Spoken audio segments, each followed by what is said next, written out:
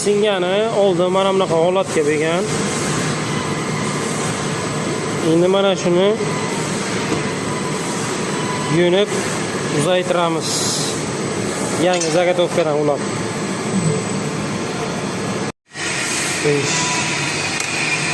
Endi perexodligimizni ulashimiz uchun ustki qismiga kanichskiy rezbochi o'rlaylik.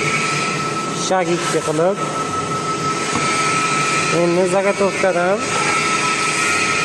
bunga perexodlik taxlaymiz. Mana bu rezbani keyin narujni diametriga chiqarib olamiz.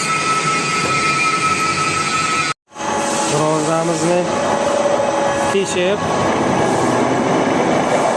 keyin ichiga rezba chiqarib yuboramiz.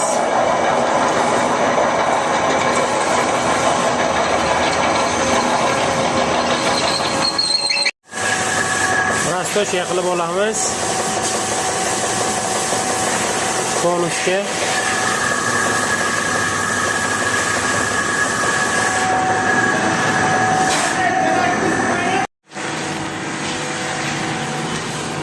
rezbasini chiqaramiz.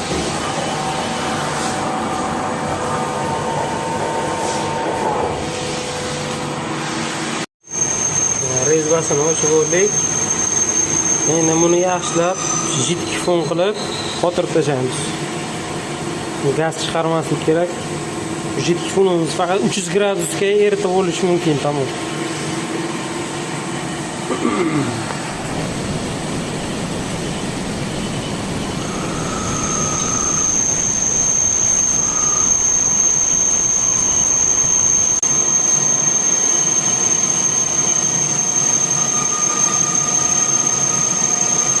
Mana zagotovkamizga qotirib oldik. Endi narujni diametriga mana bu kanichskiy rezbani balonimizga qotadigan qilib rezba ochib olamiz. Mana ustki qismini konusga yo'nib oldik. Endi 11 nitkaga kanichskiy rezba ochamiz. Ha?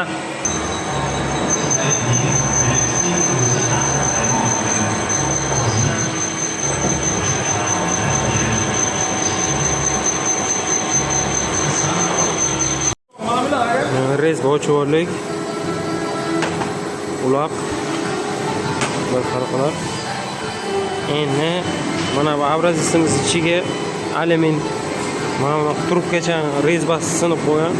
Shuni chiqarib olamiz. Alyumin